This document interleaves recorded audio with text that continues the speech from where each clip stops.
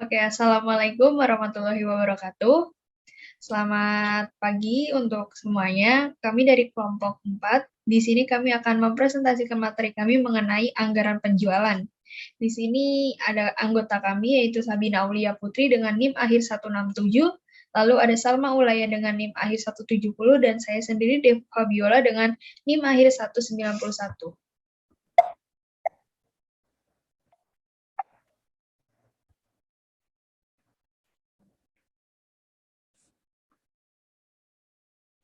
Latar belakang. Di dalam pasar, setiap perusahaan bersaing untuk dapat menjadi perusahaan yang paling unggul di mata konsumen. Persaingan tersebut disebabkan oleh visi dan misi perusahaan yang bukan hanya untuk memperoleh keuntungan semaksimal mungkin, tetapi dalam jangka pendek adalah untuk mempertahankan perusahaan agar mampu melaksanakan kegiatan operasinya. Sedangkan, dalam jangka panjang adalah untuk membesarkan nama perusahaan dan menjadi perusahaan yang maju dalam sektor yang dianut. Namun, ketidakpastian lingkungan menjadi faktor yang menghambat pihak manajemen dalam memprediksi situasi dan kondisi perusahaan di periode yang akan datang. Ketidakpastian tersebut dipicu oleh perkembangan zaman dan teknologi yang membuat pola hidup masyarakat juga turut serta berkembang dengan pesat. Oleh karena itu, perusahaan perlu melakukan perencanaan penjualan, yakni kegiatan membuat rencana anggaran penjualan sesuai dengan target penjualan yang ingin dicapai. Anggaran penjualan adalah anggaran yang memuat rencana terperinci mengenai kegiatan penjualan yang akan dijalankan oleh perusahaan pada periode mendatang.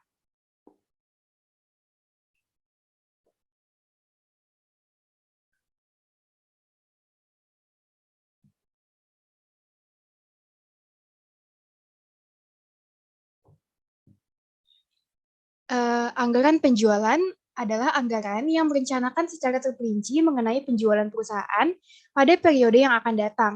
Anggaran ini mencakup rencana mengenai jenis, jumlah, harga, waktu, serta tempat penjualan barang. Anggaran penjualan berbeda dengan anggaran jualan. Karena arti penjualan atau selling adalah suatu kegiatan menjual yang dilakukan oleh produsen. Kegiatan ini dimulai ketika produsen melakukan penetapan harga jual hingga pada saat mendistribusikan produk kepada konsumen. Sedangkan definisi jualan atau sales adalah hasil dari proses penjualan. Dengan demikian, anggaran jualan dapat diartikan sebagai rencana tertulis mengenai produk yang akan perusahaan jual pada periode tertentu. Anggaran jualan dinyatakan dalam angka dan disusun oleh manajer pemasaran yang menjalankan fungsi penjualan.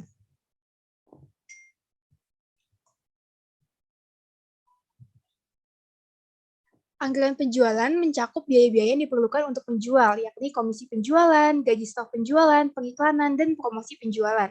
Selain itu, anggaran penjualan mencakup biaya-biaya yang diperlukan untuk mendistribusikan barang kepada konsumen, yakni biaya pemrosesan pesanan, penanganan, penyimpanan, dan pengiriman. Anggaran penjualan merupakan dasar dari pelaksanaan aktivitas-aktivitas lainnya. Oleh karena itu, pada umumnya, anggaran penjualan disusun lebih awal dari anggaran-anggaran lainnya.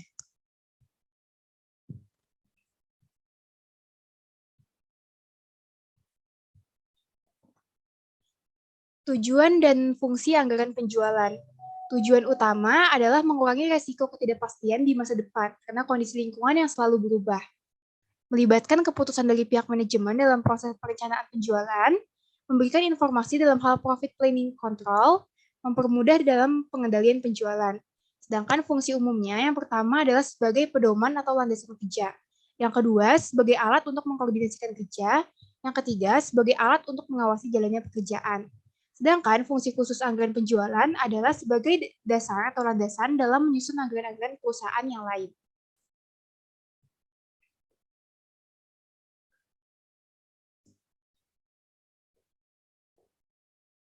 Fungsi dari penyusunan anggaran penjualan dalam satu perusahaan ada 4, yakni anggaran penjualan dijadikan dasar perencanaan umum atas setiap kegiatan yang dilakukan oleh perusahaan.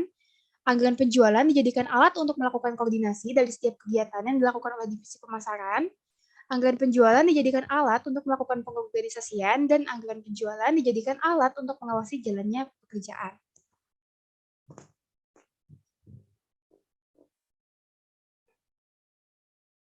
Selanjutnya akan dilanjutkan oleh rekan saya, Deva. Baik, untuk pertimbangan dalam menyusun konsep anggaran penjualan. Dasar-dasar penyusunan anggaran akan digunakan sebagai pedoman bagi suatu perusahaan. Dalam penyusunan anggaran pun rencana harus sesuai dengan strategi dan tujuan umum perusahaan. Selain itu, dalam penyusunan anggaran juga diperlukan berbagai pendekatan dengan akibat yang berbeda-beda, serta di dalam pelaksanaannya sangat penting bagi perusahaan untuk mempertimbangkan beberapa hal yang ada. Di antaranya yang pertama faktor eksternal. Adapun faktor eksternal itu merupakan pengaruh atau imbas yang berasal dari luar perusahaan meliputi sifat khas pasar yang akan ditempuh oleh perusahaan seperti luas, yang mencakup apakah luas pasar itu bersifat lokal, regional, atau nasional. Yang kedua, keadaan persaingan pasar, apakah bersifat monopoli atau bersifat persaingan bebas. Yang ketiga, kemampuan pasar untuk menyerap barang. Dan yang terakhir, keadaan atau sifat dari konsumen di dalam pasar, apakah konsumen itu termasuk konsumen akhir atau termasuk konsumen industri. Lalu yang kedua, faktor internal yang berasal dari perusahaan itu sendiri, di mana mencakup kemampuan finansial atau keuangan perusahaan, di mana mencakup dalam kegiatan mengongkosi penelitian pasar yang dilakukan perusahaan. Yang kedua, dalam kegiatan mengongkosi usaha yang dilakukan untuk memperoleh sasaran penjualan. Yang ketiga, dalam kegiatan membeli bahan baku untuk dapat memperoleh sasaran penjualan. Yang kedua, keadaan SDM perusahaan. Apakah total karyawan yang berada di perusahaan sudah mencukupi? Dan apakah karyawan yang tersedia akan mampu menjalani tugas perusahaan tersebut agar target dapat dicapai. Yang ketiga, itu dimensi waktu. Kemudian faktor terakhir itu yaitu faktor kehendak. Faktor ini merupakan pengaruh yang diberikan pimpinan perusahaan agar ke depannya perusahaan mengetahui posisi apa yang akan dibutuhkan oleh perusahaan. Hal ini pun sangat perlu diperhatikan karena apabila sebuah rencana dibuat terlalu awal, maka akan ada kemungkinan untuk terjadi perubahan dalam suatu keadaan. Bahkan perusahaan pun perlu mempertimbangkan sampai berapa lamakah rencana yang dibuat tersebut masih layak untuk dikatakan reliable atau dapat diandalkan. Kemudian ada konsep penyusunan anggaran penjualan. Dalam menyusun konsep anggaran penjualan, dapat dikatakan jika konsep tersebut mencakup seluruh kegiatan yang ada di bidang penjualan. Adapun hal-hal yang terdapat dalam konsep anggaran penjualan yaitu yang pertama, dasar-dasar penyusunan anggaran, di mana menyusun tujuan perusahaan, menyusun strategi pemasaran, dan menyusun forecast penjualan. Yang kedua, menyusun anggaran penjualan dan anggaran lainnya yang terkait dengan penjualan, yaitu anggaran promosi dan advertensi, anggaran biaya-biaya penjualan, dan rencana pemasaran. Berikutnya akan dilanjutkan oleh rekan saya, Sabina Aulia. Baik, terima kasih. Selanjutnya ada tahapan penyusunan rencana penjualan. Yang pertama itu menentukan dasar-dasar anggaran, seperti menentukan relevan variabel, menentukan tujuan baik umum maupun khusus yang diharapkan, dan menentukan strategi pemasaran yang akan digunakan. Lalu menyusun rencana penjualan antara lain dari segi analisis ekonomi, yang kedua melakukan analisis industri, yang ketiga analisis penentuan kinerja penjualan masa lampau, yang keempat analisis penentuan kinerja penjualan di masa depan, yang kelima membuat forecast penjualan, yang keenam menentukan anggaran penjualan, yang ketujuh menghitung kemungkinan keuntungan atau kerugian, dan yang terakhir membicarakan rencana penjualan yang telah disetujui oleh pihak yang berkepentingan. Lalu ada menyusun rencana, yaitu seperti menyusun tentative sales budget, menyusun project income statement, dan mengkomunikasikannya ke antar departemen sehingga masing-masing anggaran dapat disesuaikan. Pedoman teknis praktis membuat anggaran penjualan. Pada anggaran penjualan yang lengkap, terdapat gambaran seperti yang pertama, penjualan dikategorikan sesuai dengan jenis-jenis produk. Yang kedua, penjualan dilaksanakan sesuai dengan daerah pemasaran. Dan yang terakhir, penjualan dikategorikan berdasarkan bulan atau kuartalan atau semester dan tahunan. Lalu selanjutnya terdapat langkah-langkah umum dalam membuat anggaran penjualan. Yang pertama, memperkirakan target penjualan pada setiap periode. Yang kedua, membuat perkiraan untuk penjualan selanjutnya dilakukan menggunakan metode peramalan yang dipertanggungjawabkan. Yang ketiga, menampilkan jumlah anggaran penjualan. Yang keempat, jumlah anggaran penjualan disajikan dalam format tabel yang sederhana, di mana memuat informasi mengenai waktu, total penjualan yang dianggarkan dalam unit, harga, dan total penjualan dalam satuan unit moneter. Lalu yang kelima ada menentukan berapa lama atau periode waktu yang akan digunakan untuk dasar penyusunan anggaran penjualan, dan yang terakhir memperkirakan penjualan dibuat dengan mempertimbangkan analisis perkiraan kondisi ekonomi makro, analisis industri dan daya saing, serta analisis kinerja penjualan di tahun-tahun sebelumnya. Contoh untuk format tabel penyajian anggaran penjualan untuk satu jenis produksi seperti berikut.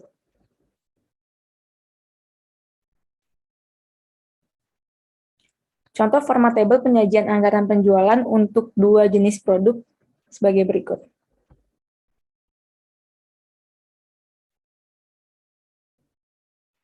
Contoh format tabel penyajian anggaran penjualan untuk satu jenis produk dua daerah pemasaran sebagai berikut.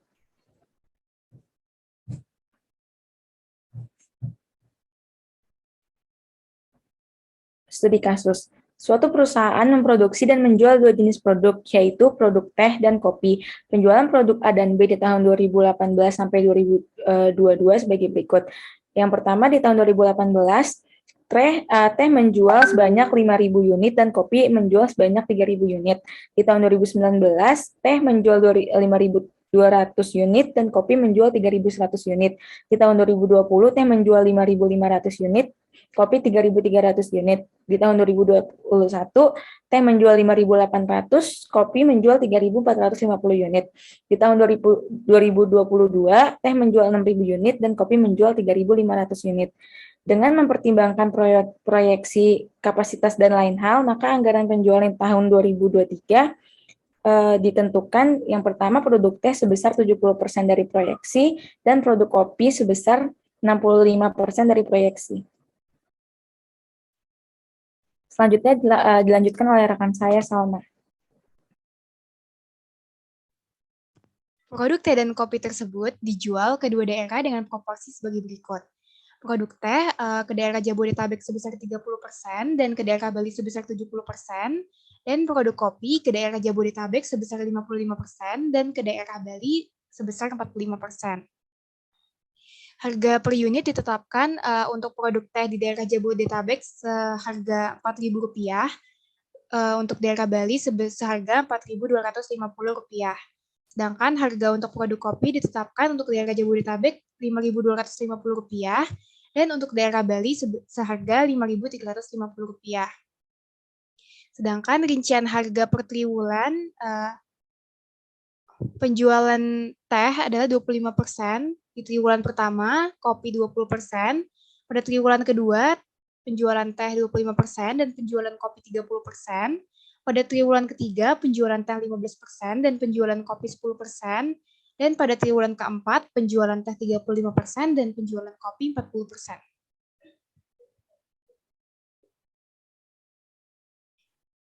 Selanjutnya, proyeksi penjualan produk teh pada tahun 2023.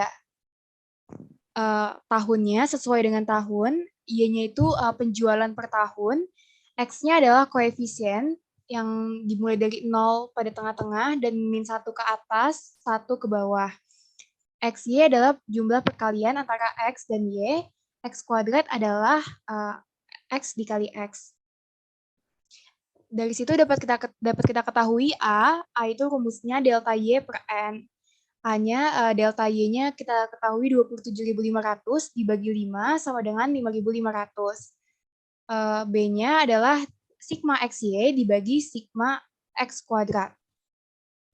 B-nya berarti sigma XY-nya kita ketahui 2.600, sigma X kuadrat 10. Berarti 2.600 dibagi 10 sama dengan 260. Karena A dan B-nya sudah diketahui, kita bisa menentukan proyeksi penjualan pada tahun 2023. Yakni dengan rumus Y sama dengan A ditambah BX, yakni Y-nya sama dengan A-nya tadi A-nya 5.500 ditambah B 260 dikali 3, karena 2023 ada setelah tahun 2022 yang koefisien 2. Jadi 5.500 ditambah 260 dikali 3 sama dengan 3.280. Proyeksi penjualan produk kopi pada tahun 2023, tahunnya sesuai seperti yang tadi, yaitu penjualan kopi, X-nya adalah koefisien. Dengan tabel ini dapat diketahui nilai A, yakni sigma Y dibagi N. A-nya adalah sigma Y 16.350 dibagi N 5 tahun, hasilnya adalah 3.270. Sedangkan nilai B adalah sigma XY dibagi sigma X kuadrat. Sigma XY dapat kita ketahui 1.350 dibagi sigma X kuadrat 10, sama dengan 135. Karena nilai A dan B sudah diketahui, kita dapat mengetahui proyeksi penjualan pada tahun 2023 dengan rumus Y sama dengan A ditambah BX. Y sama dengan A-nya tadi 3.270 ditambah B 135 dikali X-nya 3 karena tahun 2023. Jadi totalnya adalah 3.670. Selanjutnya akan dilanjutkan oleh rekan saya, Deva. Baik, untuk unit penjualan yang dianggarkan pada tahun 2023 yaitu produk teh sebesar 70% dikalikan 3.280, yaitu 2.296 dibulatkan menjadi 2.300. Untuk produk kopi dianggarkan 65% dikalikan dengan 3.675, maka didapatkan 2.388 dibulatkan menjadi 2.400. Untuk penjualan di masing-masing daerah, bagi produk teh, bagi Jabodetabek 30%, dikalikan 2.300, maka ditemukan 690. Untuk Bali, dianggarkan 70%, dikalikan 2.300, maka ditemukan 1.610. Untuk produk kopi, bagi Jabodetabek, dianggarkan 55%, dikalikan 2.400, sama dengan 1.320. Untuk Bali sendiri, dianggarkan 45%, dikalikan 2.400, maka ditemukan 1.080. Berikut adalah data penjualan per daerah pada setiap triwulan seperti data sebelumnya. Triwulan 1 itu 25% untuk Jabodetabek dan Bali, triwulan 2 25% untuk Jabodetabek dan Bali juga, untuk triwulan 3 15%, dan untuk triwulan 4 35%. Untuk produk kopi, di triwulan pertama adalah 20%, untuk triwulan kedua 30%, untuk triwulan ketiga 10%, dan triwulan keempat 40%.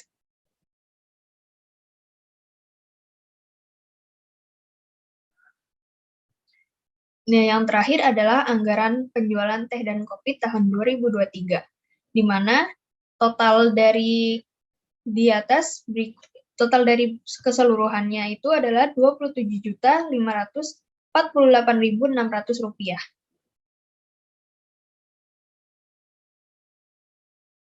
Kesimpulan, anggaran penjualan adalah anggaran yang merencanakan secara detail mengenai penjualan perusahaan pada periode mendatang meliputi jenis, jumlah, harga, waktu, serta penjualan barang.